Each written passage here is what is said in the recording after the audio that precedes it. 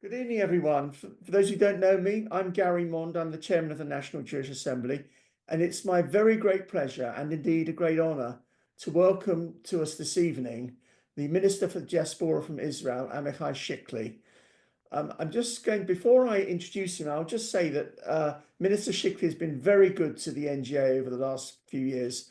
In 2023, in December 23, at the time of Hanukkah, he lit the candles with us from Jerusalem and spoke to us about the terrible situation further to the massacres and the pogrom of the 7th of October and indeed the taking of the hostages. I had the honor of meeting him in Jerusalem in 2024. And just 2 months ago, when the NGA organized a solidarity mission to Israel, Minister Chikli invited the trip to his offices in Jerusalem and spoke to them about the latest situation. Minister Chikli was first entered the Knesset in 2021, representing the Yamina party. And then he was elected in the 2022 election for Likud, number 14 on the list of Likud candidates. And in 2023, early 2023, he became the Diaspora minister. Since then, he has advocated significantly for Israel in the Diaspora. He's called out the BDS for being a virulently anti-Semitic organization, and indeed the Palestinian Authority, another organization of Jew haters. Earlier this year, he organized a conference in Jerusalem on anti-Semitism, and it was to the great, in my view, disgrace of so many progressive Jewish organizations in the West that they decided not to attend the conference he organized, because everyone can learn things from anti-Semitism. It's vitally important. And so now I welcome Mr. Chikli to speak to us about the invitation to Tommy Robinson that he recently issued, and when Mr. Robinson went to Israel. There's been a lot of interest on this subject in the UK, which is the main reason why the National Jewish Assembly decided to have a discussion about it. And who better to talk to us than Minister Chikli? Minister. So thanks so much, Gary, and thank you for everything you're doing for Am Israel and for the Jewish community in Britain. It is an honor and privilege to be with you tonight, and I will speak shortly first about the trip, the facts. So about a month ago, we had here Tommy Robinson. We have been together with the ministry for about 4 days, in which at first he arrived at Tel Aviv, later Jerusalem. We've been to the old city, the city of David, Machne Yehuda market. We've met with the Speaker of the House, Mr. Amir Ohana. He's been to Yad Vashem, he's been to Gaza border, he's been to the Lebanese border, he met with Druze, and then he continued his trip on his own with many other people and other initiatives. I thought it was significant to have Tommy with us. I've been following the work of Tommy for about 2 years. I noticed, because I was speaking with people from Britain, that there is, let's say, it's controversial, yes, the issue of Tommy. So because it was controversial, I've waited for almost 1.5 years until I decided to invite him. And through this 1.5 years, I was following his interviews with Jordan Peterson, his interview with Konstantin Kisin. I think 2 important interviews, insightful interviews, and I think that by looking at these deep interviews, plus seeing his activity on the street, plus following his tweets, I've seen zero anti-Semitism, zero issues that made me concerned. I saw full support for the Jewish community, for the state of Israel, a full understanding of the danger that is coming from Islamists in the UK and all across Europe. I was very also impressed by the power in the streets, the protest, raising the flag protest. I thought it was beautiful and very, very important. And that's why I came to a conclusion that it would be a good thing, it would be a positive thing to have Tommy with us. And I think this visit of Tommy was super positive, with a lot of content that exposed Israel, the beauty of Israel, the complexity, the situation in the border, to millions of British, and not just British, to millions of people outside of Israel, all across Europe, the US. And I think it was a strategic visit. It was an important visit. And I think it's part of our mission as leaders, to support those who support the Jewish community, the state of Israel, to collaborate with them. And we were at the same situation last year when I invited Jordan Bardella, which is a brilliant leader, very serious, uh, very pro-Israel, understand exactly the threat coming from radical Islam, speaking in the most clear and eloquent way regarding anti-Semitism. By the way, he came to CPAC. I'm speaking now about Jordan Bardella last year, and he refused to stay when he learned that Steve Bannon was saluting in some way that might have looked as if he was a Nazi salute. Bannon said it was not his intention, but Bardella refused to stay. And that is a fact regarding Bardella. And still, there were leaders who thought that he is an anti-Semite, and it's a disgrace that he is coming to Israel. And a year after, when you look at the situation in France, and you see that it was Bardella and Marine Le Pen who went against the decisions of the ICC and the ICJ, who went against Hamas clearly, who were standing with the Jewish community throughout the war. And on the other hand, you have Emmanuel Macron, who stabbed us in the back in the most brutal way possible to recognize a Palestinian state straight after October 7th. I think that there are some leaders who doesn't understand the reality, who doesn't understand the situation, not in Israel, not in Europe, and they are stuck in the past, in the political correctness that is irrelevant today. It's irrelevant in Israel. It's irrelevant in Europe, when we need bold leaders, and we need to embrace those leaders who are standing with Israel. We need to embrace the power that are understanding the mutual threat that we are facing, and that is the way I see it. And it's very simple. Now, I'm not saying that everything is perfect, and I'm not saying that the background of some of these leaders is not complicated. I'm not saying, and I'm not suggesting that, but I think we need to be very, very serious, and to take a look at what's going on in the present and the near past, and to understand that also people can change, and movements can change, and things are changing in a rapid way all across the world, and we need to adjust ourselves, and we need to move fast, and we need to collaborate with positive forces who see the reality clearly. And I think that when you look at Britain and you look at Keir Starmer, I think he's one of the weakest leaders worldwide, and is taking Britain into a very dangerous path. And he's also very dangerous for Israel, with the recognition of a Palestinian state. Is super hostile to the state of Israel, and I think it's a disgrace. And I'm sorry for Britain, and I'm also sorry for us, because I think that we should be very close friends with the British people. We should be in a very close alliance against radical Islam.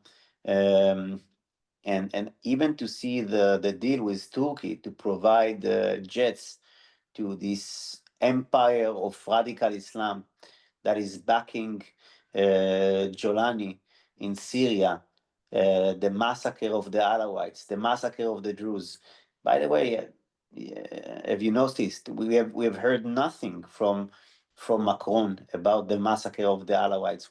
We heard nothing from Keir Starmer about the massacre of the Druze and the Alawites, and providing weapons to Turkey, a dictatorship that puts the entire opposition in prison, city mayors, journalists. This is the power that we want to embrace in the Middle East. It's just miserable leadership. That's what I have to say.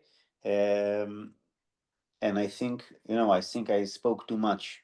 So that's my view. Thank you very much, Minister. Could I ask people who wish to ask questions to go to the bottom of the screen and click on raise hand like that? You can see I've got a raised hand up there, a yellow hand, and then I will ask you. I'm just going to ask the first question before I come to Jonathan Baz and then Yeah. Richard Kaftan. I just wanted to know one of the issues, the controversial points, it's only a minor point, but I want to know the answer, is your invitation to Tommy Robinson. Was this entirely your idea, or did the Israeli government as a whole support it? No, it was my idea. As minister, you have a wide angle of options to operate. Obviously, if the prime minister would have thought that this is a bad idea, he would have said something. If I can operate in my field, I can as a minister, you can do it.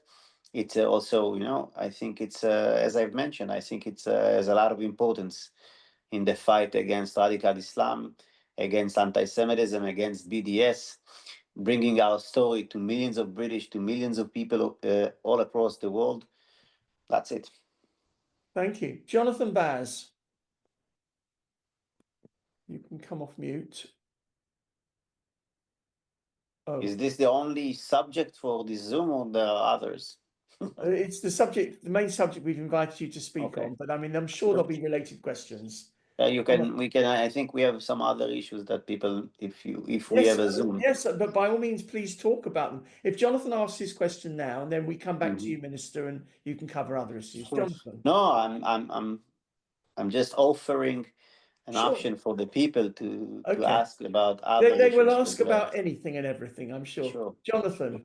Minister, thank you very much for your time in granting us this this discussion. I want to refer back to your conference in March, the Sure. International Conference on Combating Anti-Semitism, which Gary, in fact, made reference to in his introductory remarks. Gary referencing the progressive Jewish organizations who stepped back from wanting to attend. But my question is actually not so much about those progressives who did not attend, but the other people who did not attend. There were so many of the great and the good of British Jewry. We had the chief rabbi, Ephraim Mervis. We had Philip Rosenberg, who's the president of the Board of Deputies. And we had Lord Mann, who's the government-appointed leading voice in tackling anti-Semitism, who all chose not to accept your invitation to attend what, in my opinion, was a very important conference. What is your opinion on those leaders of the United Kingdom community, albeit Lord Mann is, of course, a hardworking non-Jewish person? What is your opinion of those individuals in taking that stance not to accept your invitation? I'm not insulted. They can do whatever they want. I think we had a great conference, super impactful. I think we've created a very serious bond also with the leaders that were invited. There was an echo for the things that were said during this conference. By the way, we have the coming conference on January 26, 27. You are all invited. We would love to have you with us. And I'm not judging if people decided not to come. I'm okay. I'm not. I'm absolutely okay with it. Thank you. Sure. Thank you. Richard Kaftan. Richard, if you'd like to come off mute. Yeah, hi, good evening, Minister. It's very good to see you. I actually very much enjoyed seeing all the videos of Tommy Robinson and his visit to Israel.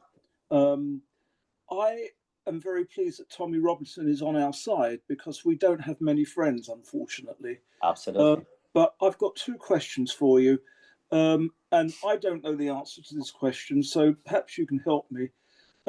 Did Tommy Robinson, my first question, did Tommy Robinson ever exhibit any anti-Semitic sentiments in his previous life, in his previous life in politics?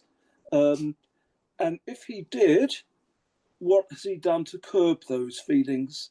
That's my first question. My second question is, do you believe that the Jewish community has a future in the UK? Okay.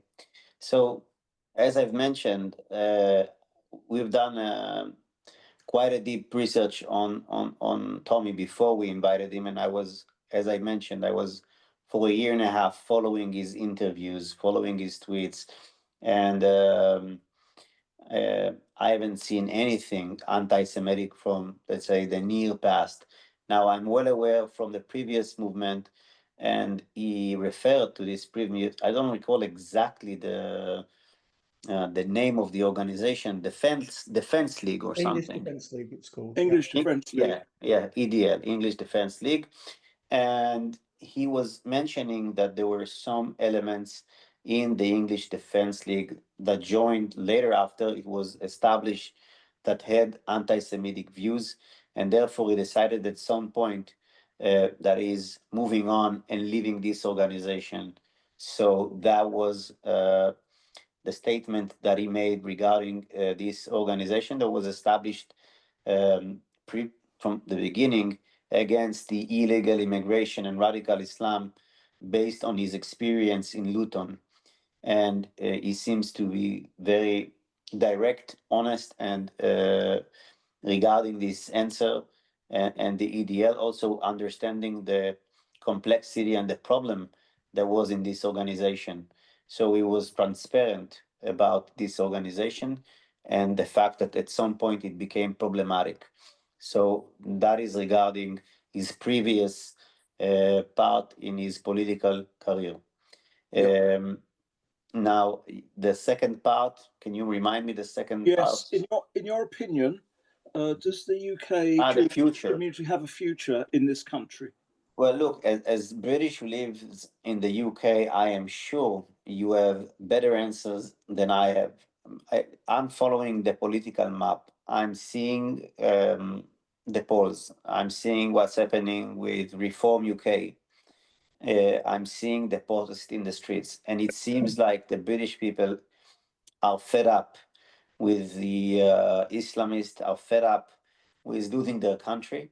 And to me, it's a sign for let's say that the British people haven't said the last word, meaning there's a future for Britain because of these conservative movements that is taking power. Both what Tommy Robinson is doing in the streets, second what's happening with Reform UK, and also with some dominant conservative leaders.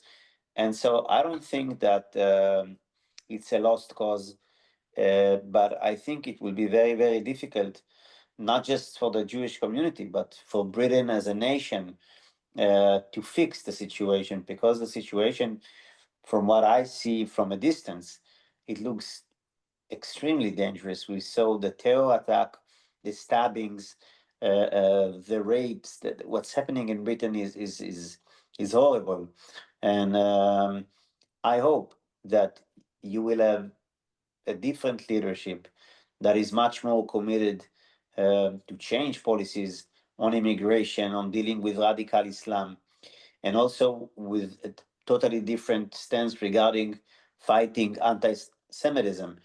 And I don't think that it's a last cause, but I think it will be very, very difficult. It will be very, very difficult, and a serious government that will take some serious measures, she will face an immediate backlash from the streets, from radical Islamists, and it's going to be tough, maybe even very tough. But I think this is a fight, a struggle that is important for the sake of Britain and for the sake of Western civilization. So I'm really hoping that something will change in Britain for the British people and also for the Jewish community in Britain. Yeah.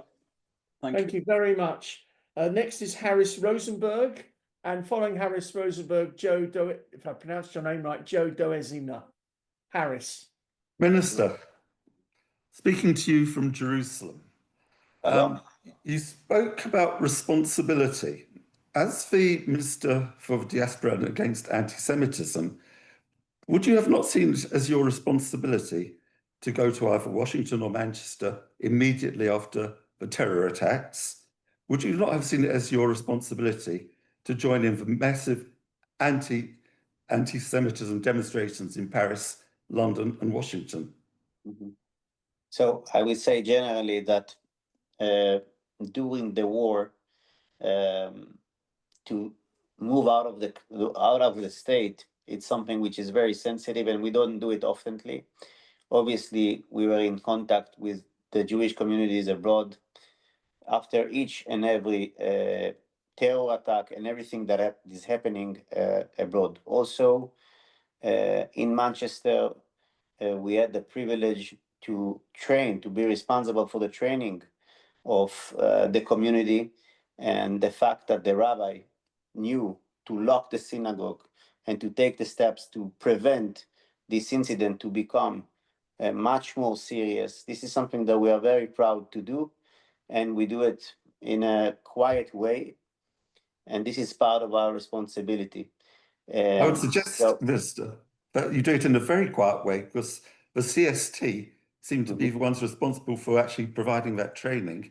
And also, there were a number of complaints that you hadn't contacted any of the Jewish leadership. No, it's not true. About it's not straight true. After Manchester. It's not true. It's not true. Okay. I might have a little insight into that one with the name Rosenberg. Okay, fine. Thank you. Okay, Joe Doezima. Joe.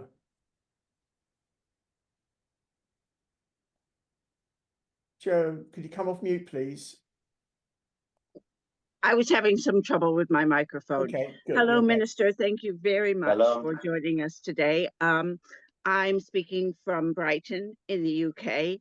I'm a person whose opinion of Tommy has been completely changed over the last year.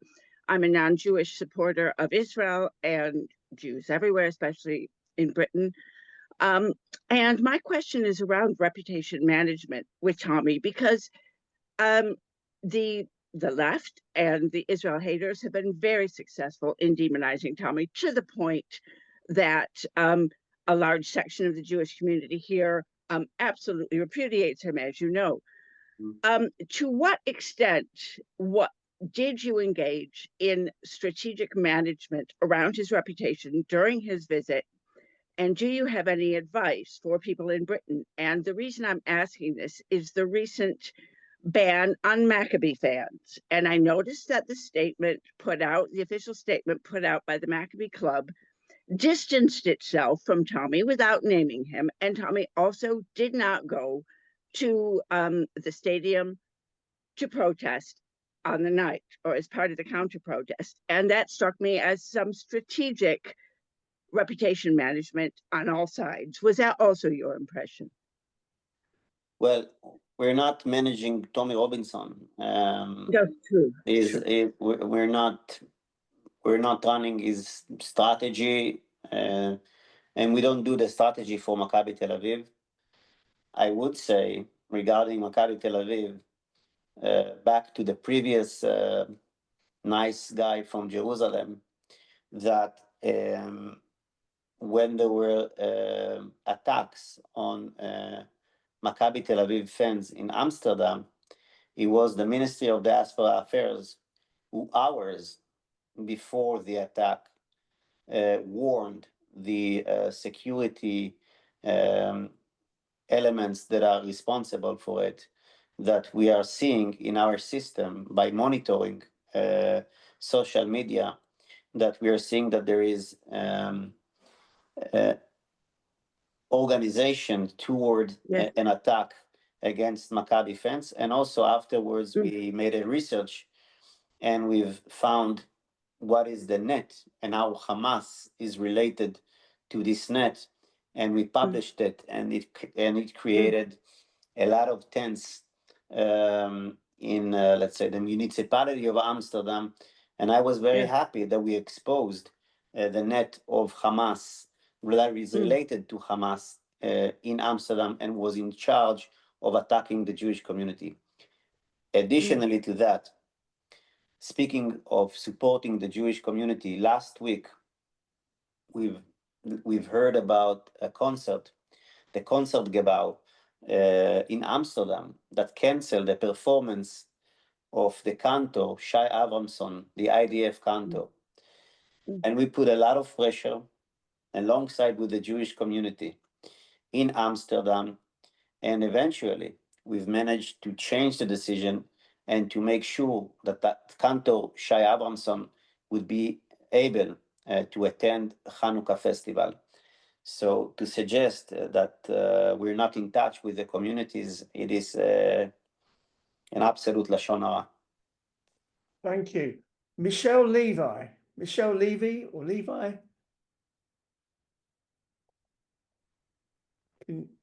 Hi, Michelle.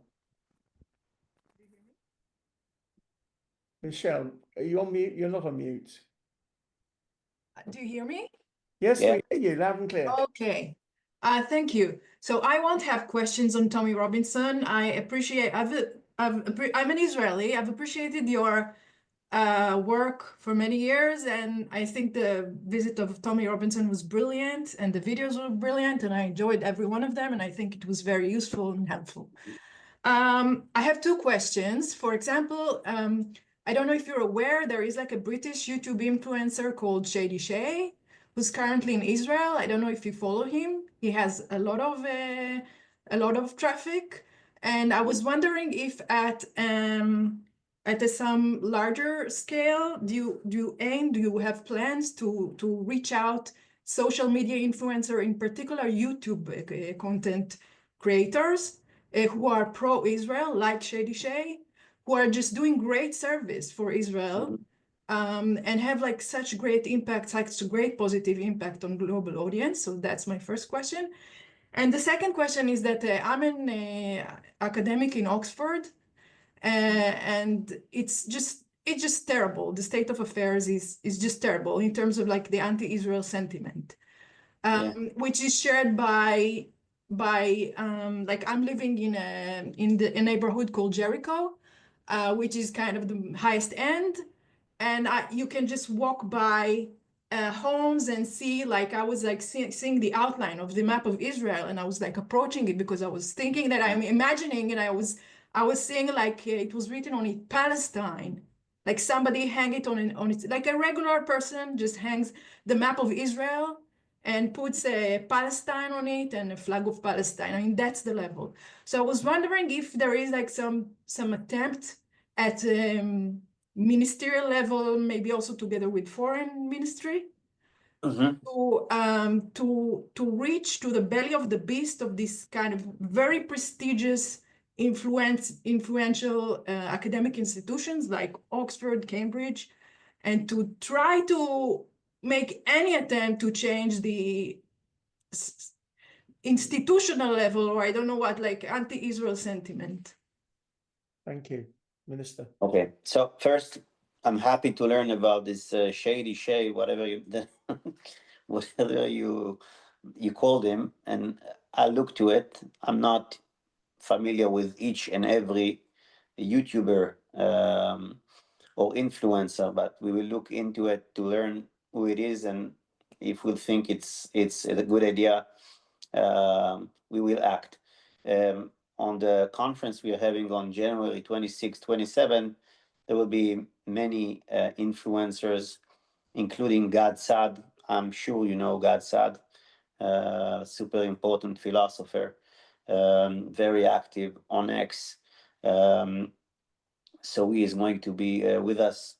Hopefully, Seth Dillon will be with us. We're going to deal not just with Europe, but also with what's happening in the US. So it's going to be super serious. Obviously, when it comes to the academy abroad, we do not control the atmosphere in Oxford or in Berkeley. And if people are following the trend of this, let's say, the Green and Red Alliance of radical Islam and radical left, this is something that we are dealing with since the late 60s. This is not something new, and I think that we need to also to learn to leave aside these BDS activists and all these people in foreign campuses, and to do whatever we can and possible to put our stance and to speak loudly in favor of the Zionist cause and the Zionist idea. And I think that the best thing we can do is first and foremost to have serious Jewish and Zionist education for young Jews. Because before I care about the opinion of, I don't know, a random student in Oxford or Berkeley, I care about young Jews who grew up in England. And we need to have these young people to have proud in their identity, to have proud in their Jewish identity and Zionist identity, and to speak up loudly, and for the sake of Am Israel. That is, I think, something that can be super impactful, and also to embrace and empower those who are standing with us, even if they're not coming from the same background as we are, and not to be snob with people who are standing with us. Thank you. Thank you. Sure. Khaled Hassan. Khaled.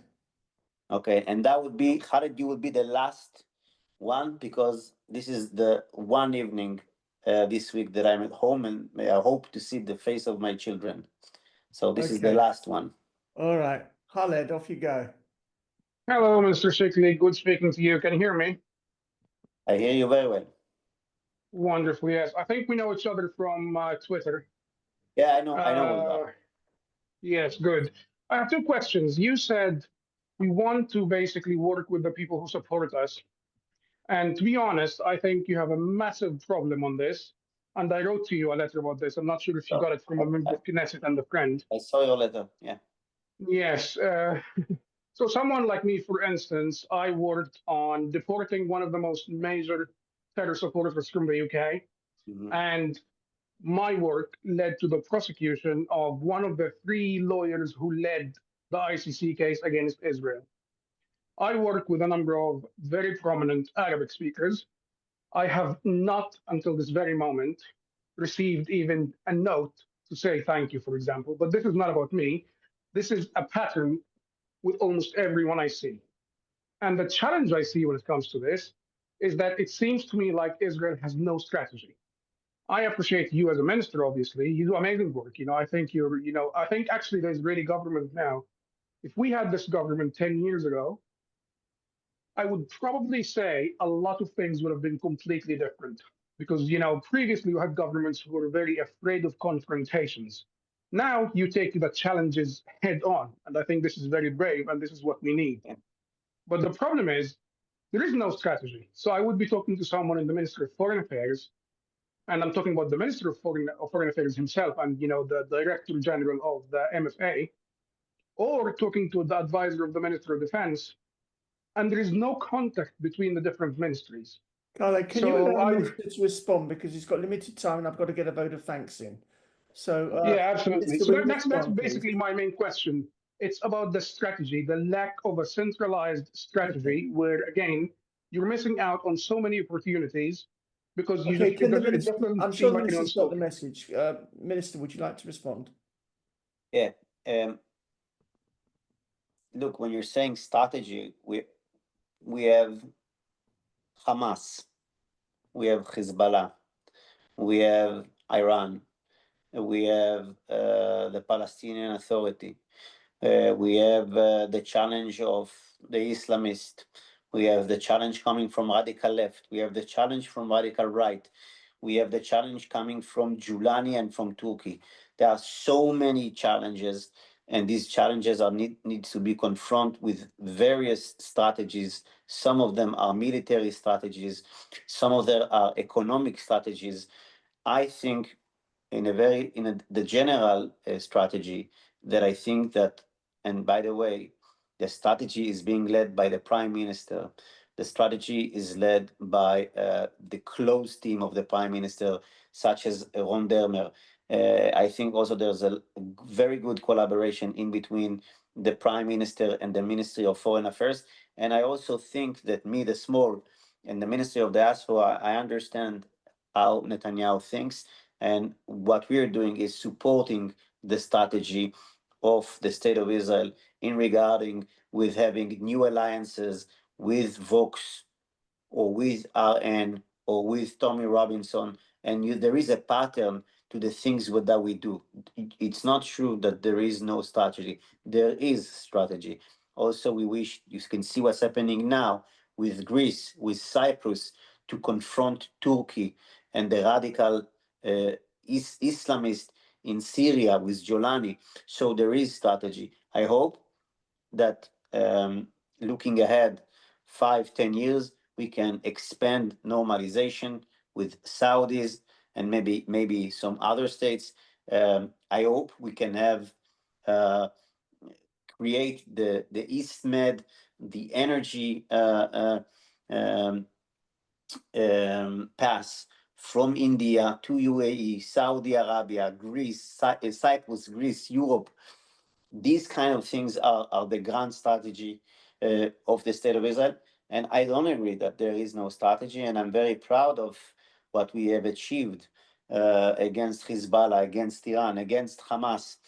And also, I'm proud of our achievements to change the course that was the previous course of the MFA that was banning almost every right-wing party in Europe, which I think was super stupid to do it, super stupid. And we've changed that. And we have brought the MFA to recognize our efforts with Vox or with RN. And we are working constantly to have more alliances with everyone who we shared with him, let's say, conservative values, national values. And obviously, each and every case is being taken care very, very carefully. And it's not automatically, and it's not a coincidence that there are parties who are right-wing parties that we might share some conservative ideas, but because of it can be issues that are related to kosher or issues that are related to the past of a party, and that she didn't reject leaders from the past. And each and every case is been taken very, very carefully and with a lot of thinking behind it. So I don't agree that there is no strategy. Obviously, we can do better. Obviously, we are making mistakes, but there is a strategy, and we can continue this discussion on private. So I want to thank you for listening. I want to thank you for having me. And yes. I just want Lawrence Julius, our Vice Chairman, to say a few words to thank you. Sure, Lawrence. sure. Okay, Minister Chikli, thank you for your time, not just tonight, but over the past 2 years. The community is under siege. The weather forecast in England is that it's raining anti-Semitism. The British government is weak and has abjectly failed to give any pushback against the radical Islam, and the radical Islam is getting bolder. Radical Islam is not just a threat to the Jewish community, but the community in Britain as general, and Tommy Robinson has been vocal on this issue. It's always difficult to decide if your enemy's enemy is your friend, and I'm not going to answer that question tonight, but thank you again for your time, and please keep up the good work. Yes, thank you, Minister. Thanks so much. And yes, you can share my my email and WhatsApp, and you can contact me directly. We are happy to support, and we are happy to help. So thanks so much. and hope to see you on the 26th, 27th of January. Yeah, I hope to come. I hope to come. Oh, Thank you. it's going to be fun and Great. serious. Thank you, Minister. Bye. Please, everyone, stay for a couple of minutes. I just want to tell you about future events. Next week, next Tuesday, a week tomorrow, we have Rabbi Gutentag from Eretz HaKodesh. I don't know how many of you know about Eretz HaKodesh. It's a Haredi organization which is starting to take part in Jewish communal life and recently did exceptionally well in some elections for the Zionist Federation. Many people are starting to believe that 5-10 years from now, they could be dominating the Jewish community. So we'll be listening to Eretz HaKodesh on Tuesday week. The next event after that is a face-to-face event, a real live event, our Hanukkah party, which is on Tuesday, the 16th of December at a location in central London. Our guest speakers there will be the GB News presenter Nana Aquia and the former editor of the Jewish Chronicle, Jake Wallace-Simons. And I'm expecting a lot of people to come, so please do get your tickets, and you'll find that on our website. So I do hope you've all enjoyed tonight. And I hope you come next Tuesday week to listen to Rabbi Gutentag and Eretz HaKodesh. I hope to see you at the Hanukkah party on the 16th of December. And my apologies to the 5 or 6 of you who didn't get a chance to ask your questions. I'm sorry the minister did have to leave. But thank you. I hope you've had a lovely evening, and I hope you enjoy the rest of the evening. Good night.